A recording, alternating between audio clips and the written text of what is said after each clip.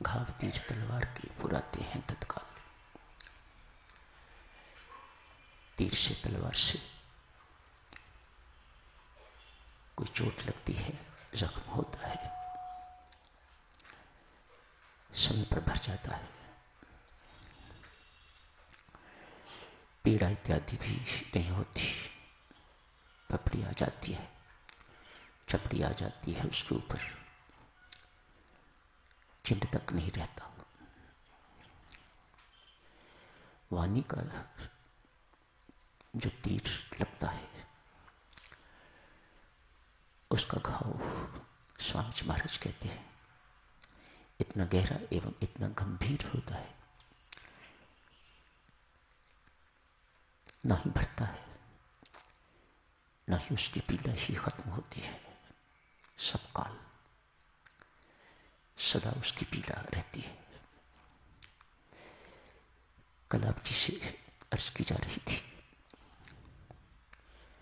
सत्य भी कहना है तो बहुत समझदारी से कहना चाहिए,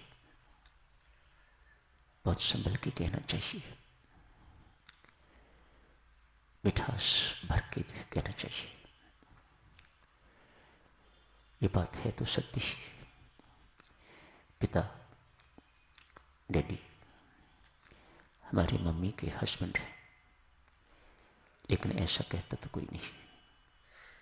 मेरी मम्मी के हस्बैंड, ये पिता कहने का ढंग नहीं, गलत नहीं है, बिल्कुल ठीक है। मम्मी का जो हस्बैंड होता है उसे ही पिता कहा जाता है, डैडी कहा जाता है, लेकिन कोई ऐसा पुकारता नहीं है। सत्य भी कहो तो बहुत सोच समझ के कहो, मीठा डाल के उसमें कहिएगा। नाम साधक चलो राम नाम,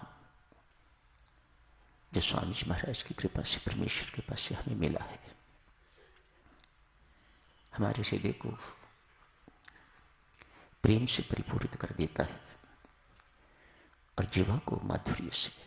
ये दो चीजें, दो देन जो नाम की हैं, कभी भुलाने वाली ही नहीं। यदि ऐसा अभी तक नहीं हुआ तो सदगुणों अपने अंदर खोट देखनी चाहिए, कुछ और उपाय करने चाहिए, नाम की साधना और बढ़ानी चाहिए, ताकि जो चीज कही गई है कि नाम से हमें मिलती है वे अभी तक मिली नहीं। जिभा की कटुता गई नहीं, कठोरता गई नहीं, अभिमानी शब्द बोलने में बिल्कुल परहेज नहीं करती, ईर्ष्या भरे बात मारने में बिल्कुल कभी इसको लिहाज शर्म नहीं है। स्वाद से साक्षी इसका बड़ा संबंध है, बड़ा गहरा संबंध है। जिस जीवा से अभी तक स्वाद नहीं भरा वह जीवा मीठा भी नहीं बोल सकेगी। बहुत गहरा संबंध है। एक ही इंद्रिय ऐसी है जिसके पास परमेश्वर ने दो काम दिए हुए हैं, स्वाद लेने का एवं कुछ बोलने का। रस इंद्रिय भी है ये, मानो कर्मेंद्रिय भी है और ज्ञानेन्द्रिय भी है, ऐसा और किसी इंद्रिय में नहीं रहता है। बहुत महत्वपूर्ण इंद्रिय ये जिह्वा, दोनों पर अंकुश रखने की जरूरत है, दोनों पर निगरानी रखने की जरूरत है। कहीं स्वाद से चस्का तो नहीं ले रही। बहुत सचेत रहिएगा इस जीवा के बारे में। जिसकी ये इंद्रिय संयम में हो जाती है, साधक समझ लीजिएगा वह सर्वेंद्रिय संयमी हो जाएगा। बाकी इंद्रियां सब इसी के अधीन लगती हैं, ऐसा संत महात्मा कहते हैं। ये एक जिह्वा जिसके नियंत्रण में आ जाती है, बाकी इतनी इंद्रियां हैं और हैं, वे सब की सब नियंत्रण में हो जाती है। एक इसके नियंत्रण होने पर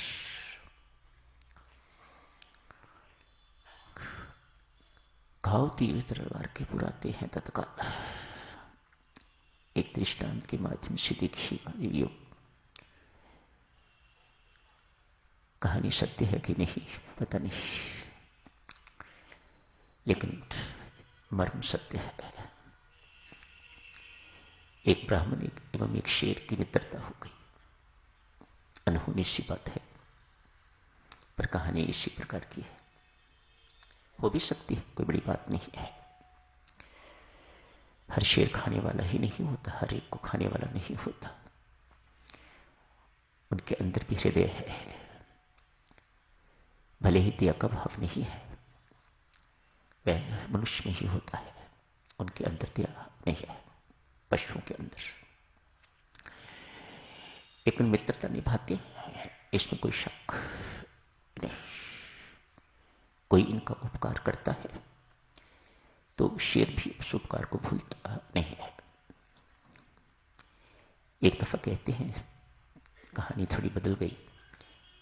एक दफा कहते हैं किसी शेर के मुख में हड्डी फंसी हुई थी। हड्डी फंसी हुई है तो मुख बंद नहीं हो रहा, मानो जिएगा कैसे, हाँफ रहा है। सारे के सारे शेर मांसाहारी है, शाकाहारी नहीं है कोई भी, सब मांस खाने वाले हैं। पशु का मिले पशु, इंसान का मिले तो बात ही क्या है। हड्डी फंसी हुई है, मुख जबड़ा बंद नहीं हो रहा, निकले कैसे। विचर रहा है बेचारा, बेचैन। एक संत ने देखा, सोचा विश्वसनीय पशु तो नहीं है,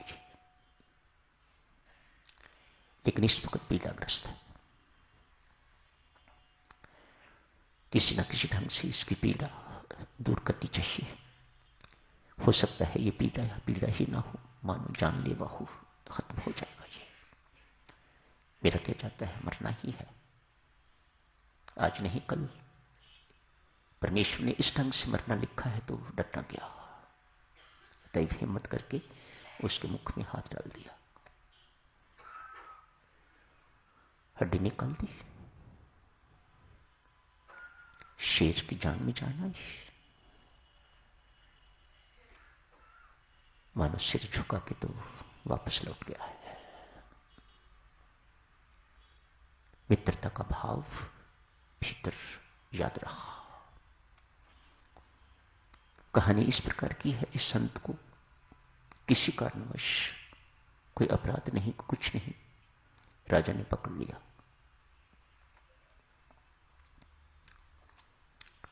कहा इसे वैसे नहीं मारूंगा, शेर के आगे डाल दो, अपने मर जाएगा।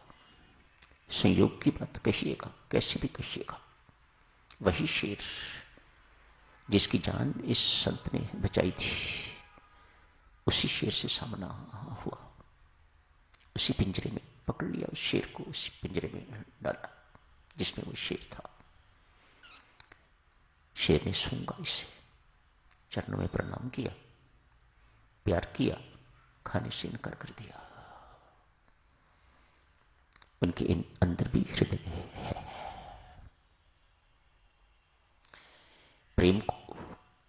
प्रेम एक ऐसी भाषा है दिव्य सज्जनों, जिसे हर कोई पहचानता है। इंसान ही कभी कभी मूर्खता करता है, लेकिन प्रेम को हर कोई पहचानता है। बात चल रही थी एक शेर की और एक ब्राह्मण की मित्रता हो गई।